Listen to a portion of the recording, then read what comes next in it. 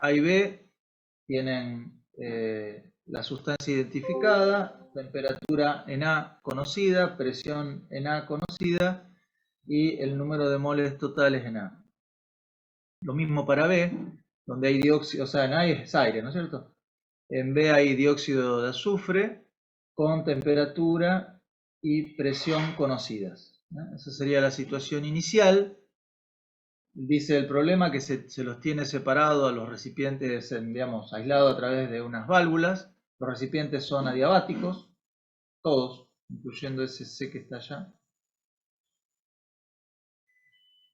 Y en un momento determinado lo que se hace simplemente son abrir las válvulas, dejando que el sistema como conjunto ahora actúe contra la presión externa que en realidad está actuando contra el émbolo que está en C. De manera tal que obviamente uno que espera que el émbolo se mueva a una determinada altura. ¿Y qué otra cosa tiene lugar en el sistema, además de que se mueve el émbolo? ¿Qué otra cosa pasa? ¿Mm?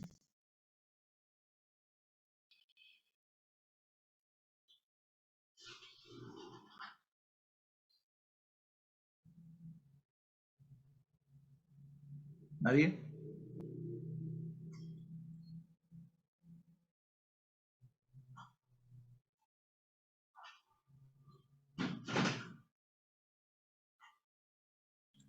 ¿Se igualan las presiones?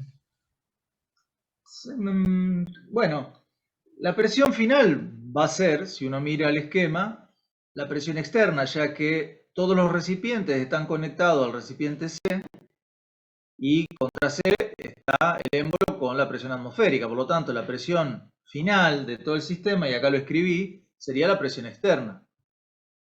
¿De acuerdo? Ahora, aparte de eso, tiene lugar la mezcla de todo lo que estaba en A y en B, porque al fin y al cabo, si ustedes se fijan, al separar las válvulas, ¿qué cabría esperar? O sea, es como que todo quedó conectado entre sí. Entonces, va a haber en cada uno de los tres compartimentos, por así decirlo, en lo que aparentemente, y digo aparentemente, está dividido el sistema, hay una mezcla de aire y dióxido de azufre. En realidad, este es un buen ejemplo que podría haber sido descrito sin mayor diferencia siendo lo siguiente, miren. Les pregunto a ustedes que me digan si hay alguna diferencia entre lo que dibujamos o lo que está dibujado en el enunciado y esto.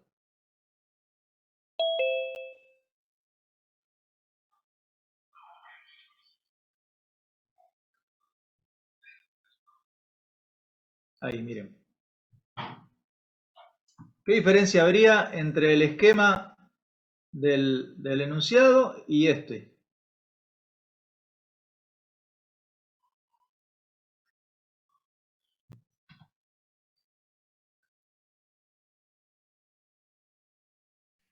¿Alguien ve alguna diferencia? Yo no veo la diferencia. Claro, gracias, porque no la habría. Lo que está teniendo lugar en el recipiente, lo que está teniendo lugar es la mezcla de todo lo que está en A y en B contra una presión externa, con un émbolo que lo separa. Haber tenido las válvulas cerradas en el estado inicial equivale a que el émbolo hubiera estado trabado. Da igual, porque al fin y al cabo se supone que en todas las cañerías y en C no hay nada inicialmente. Y al abrir las válvulas lo que hago es permitir que todo se mezcle y actúe contra el émbolo. No hay ninguna diferencia con o sea, el fenómeno hubiera sido descrito desde el punto de vista de la energía y de la entropía exactamente igual si hubiera dibujado esto que con este dibujo. Eso es lo que les trato como un simple indicio para mostrar que a veces estos esquemitas hipersimplificados que dibujamos en nuestros problemas puede representar casos bastante más complicados de la realidad, aunque no lo parezca. Por ejemplo, este sistema acá que podría ser relacionado con manifold de gases, etcétera, el caso industrial donde aparecen cosas parecidas. Bueno, entonces lo que tiene lugar es esa mezcla contra una P externa de lo que sabemos de la evolución, ¿qué es? Si ustedes tuvieran que caracterizar esa evolución del sistema global, digamos, ¿cómo la caracterizarían? ¿Le podrían poner algún tipo de etiqueta? A veces no la tiene, ¿eh? A veces simplemente es una evolución que no puede ser caracterizada por alguna cuestión. Por ejemplo, uno puede decir una evolución isobárica o cosas por el estilo. En este caso, ¿podrían caracterizarla de alguna manera la evolución antes de empezar a resolver nada? ¿Lola?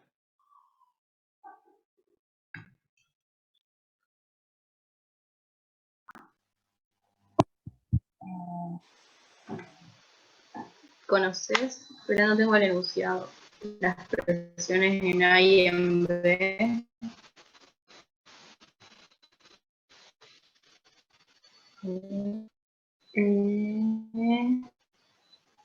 No hizo varios.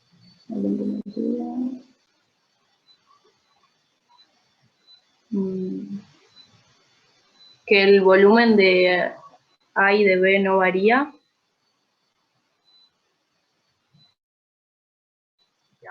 El enunciado, que los dos leerlo y de escribirlo. Es importante esto. Porque es una ecuación de vínculo de algún modo entre lo que pasa en A y B. ¿Por qué es importante? Porque no sé el número de moles que hay en B. Que no lo describe. Solo dice que los volúmenes en A y en B son iguales. Pero de A sí me da todo, porque me da temperatura, presión y número de moles. O sea, de A hace todo en términos intensivos y extensivos. O sea, tengo dos variables y la masa. Por lo tanto, ese estado inicial está, la foto está nítida, tengo toda la info. De B sé temperatura y presión, pero no, o sea, tengo las variables termodinámicas, pero no tengo la masa en B. Por esto digo que es importante esta relación. Si ustedes ya está todo el partido, ven esto, ya dicen, bueno, con los volúmenes iguales y todo conocido acá, obviamente voy a poder saber el volumen extensivo en A, y si es igual al volumen intensivo B, quiere decir que del recipiente B tengo temperatura, presión y volumen. Y si tengo el volumen extensivo, entonces tengo la masa. Para que uno cuando va analizando, simplemente antes de ponerse a tirar ecuaciones, debería ver eso rápido para no perder tiempo diciendo, me faltan datos. ¿Qué quiere decir esto? Que bueno, a través de esta información ahora dibujada acá, yo ya podría inferir que tengo toda la info que necesito para resolver el problema. En cuanto al estado inicial del sistema. Ahora, evoluciona de tal manera que yo sé la presión final. ¿Sí? O sea, sé a qué presión llega, que no es la presión inicial necesariamente, obviamente, eso está claro. Es decir, esta no es una evolución isobárica del vamos, porque ya presión inicial en A es 10 atmósferas y la final de todo el sistema es 2 atmósferas. Ya con que uno de los recipientes varíe su presión entre el estado inicial y el estado final hace que la evolución global ya no sea isobárica. ¿Qué más queda? No sé la temperatura final de la evolución. Eso sí que tengo claro que no me lo dice. ¿Algo más puedo inferir del enunciado? Muchachada. ¿Que el calor es igual a cero? Muy bien, Agustina. Exacto, es adiabática la evolución. Fíjense que todos los recipientes son adiabáticos. En ningún momento dice que se intercambia calor en ningún lado contra ninguna parte del exterior.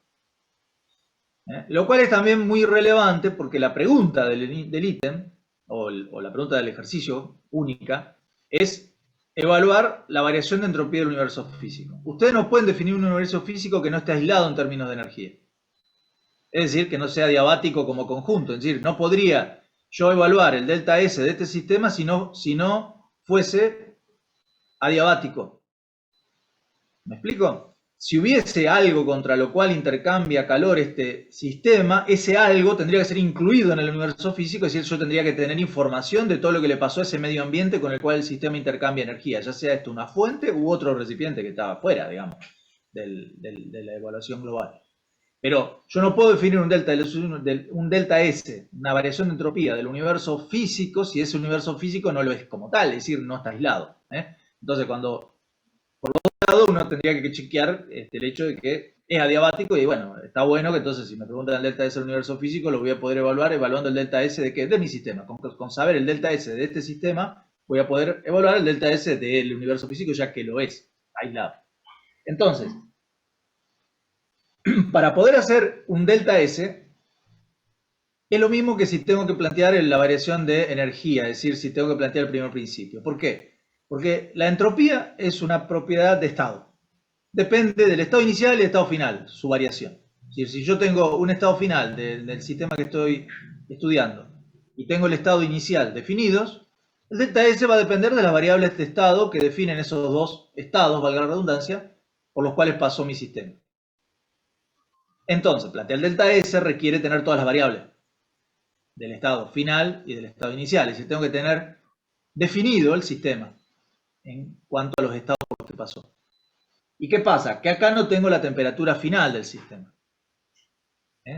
Habíamos visto que del estado inicial tengo todos los datos para un recipiente y todo menos un dato del recipiente 2, pero una ecuación de vínculo entre los dos recipientes que me permite engancharlo y bueno, puedo saber que el estado inicial del sistema está definido. Más allá que después lo calcularé. Del estado final, sé que hay una relación de vínculo entre el estado inicial y el estado final que es justamente que conozco el calor intercambiado, en este caso 0. Entonces, si solo me falta conocer una variable de estado para determinar, para tener el conjunto, digamos, de variables de estado requerida, pero conozco la vinculación entre un estado y el otro por el primer principio, eso me va a permitir conocer la temperatura final. Esto, si yo miro ya esto como mapa general de lo que voy a hacer, digo, bueno, de esta ecuación relaciono el número de moles en B. Y del calor, o sea, de la evolución como característica adiabática, voy a poder determinar, planteando el primer principio para todo este sistema, la temperatura final. Como ahí voy a ya tener presión, temperatura y las masas ya son constantes, vienen de antes, tengo también caracterizado el estado final. Con eso voy a poder determinar el delta S del universo físico. ¿Entendido? Entonces, mi estrategia, ¿cuál es? Primero, conocer el número de moles a través del planteo del volumen de A igual al de B. Luego, plantear el primer principio para poder conocer la temperatura final. Y ya con todas las variables de estado del estado inicial y final, plantear el delta S. Que veremos cómo se hace. ¿Preguntas? Profe, Sí. la temperatura en B no estaría dada ya por la presión, o sea, no está tabulado en el Perry. En B, en el Perry tabulado, ¿por qué? No, porque en ningún momento te dice que está en equilibrio de fase. Ah, Perdón por la tos. Digo. O sea, vos del estado final no tenés noción precisa sobre. Acordate, míralo desde acá. Es decir, vos sabés que el sistema evolucionó de tal manera que quedó todo, en realidad quedó todo gaseoso. Acá la gracia de este problema es que queda todo gaseoso porque vamos a tener que ver un detalle particular de cómo plantear el delta S en un caso donde tengo mezcla de gases. Ahora, que es muy importante que lo tengan claro porque eso seguro lo van a aplicar. O sea que ahí nos vamos a detener bastante. Pero, en principio, yo quiero saber si entienden la estrategia de resolución, que es lo único que vendría a ser relevante en lo inmediato, digamos.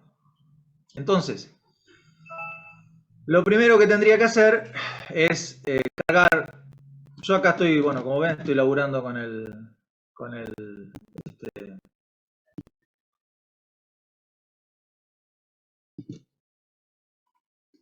markup.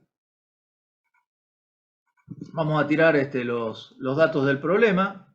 Los datos del problema son los números de moles de A, temperatura y presión en A, el hecho que el volumen de A es igual al volumen de B y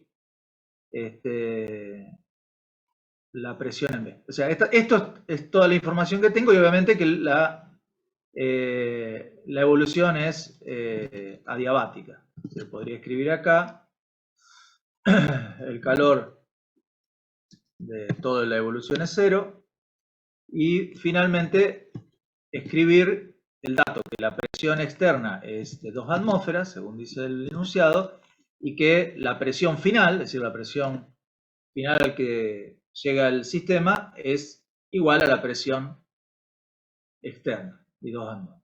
Entonces, como dije, lo primero que tendría que hacer es plantear el volumen, conocer el volumen de A, porque el volumen de A va a vincularse con el volumen de B por la igualdad, y eso me permitirá conocer el número de moles. Entonces planteo simplemente la ecuación del gas ideal, además pero acá el problema aclara que consideremos gases perfectos, felicidad para todos, y CP independiente de la temperatura.